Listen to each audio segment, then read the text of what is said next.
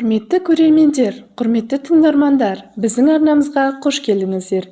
Бүгін сіздерге белгілі жоғары санат дәрігері, академик, профессор, құрмет орденінің иегері, шипалы емдеу орталығының бас дәрігері, қазақ емшілігі көптомдығының авторы Қайрат Айдарханұлының қазақ емшілігі атты кітабынан қазақ емшілігі рецептерін ұсынамыз.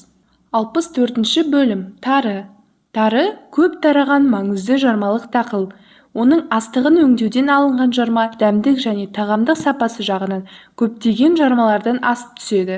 Тарының дәнінде орта есеппен 12% нәруыз, 3,5% май, 85% крахмал, 1,4% жасұнық болады. Тарының шықпай қалған күздік және жаздық дақылдар үшін сақтандырғыш дақыл есебінде қолданылатын да қасиеті бар.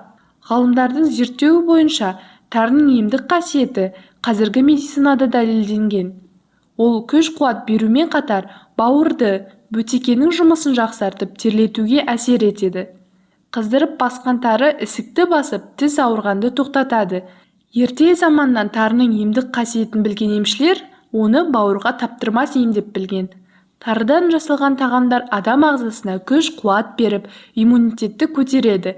Бір кесе сүтке тары бөктіріп жеген адам күні бойы тоқ жүреді.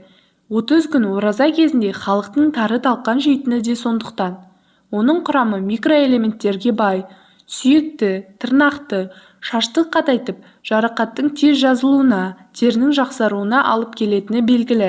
Сондай-ақ тары асқазан ішек жолдарының жұмысын жақсартып, ағзадан шлактардың шығуына әсер етеді екен. Құндылығы, дәмділігі жағынан арпа мен сұлы жармасынан асып түседі. Тағамдық қасиетімен түрлі ауруларға пайдасы мол. Құрамында темір мен с дәрумені көп болғандықтан, тарыдан жасалған тағамдарды жиі жейтін болсаңыз, қан айналымы жақсарады, нәтижесінде қан қысымын реттейді. Сонымен қатар тары ағзаға қажетті фтор, магний, марганец секілді элементтердің орнын толықтырады.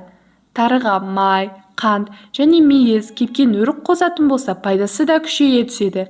Жас ана сүтті шайға тәрі салып ішсе, сүті молайып қоюланады, баланың да тамағы тоқ болады. Егер осы видеомыз ұнаған болса, арнамызға тіркеліп лайк басып кетуді ұмытпаңыздар.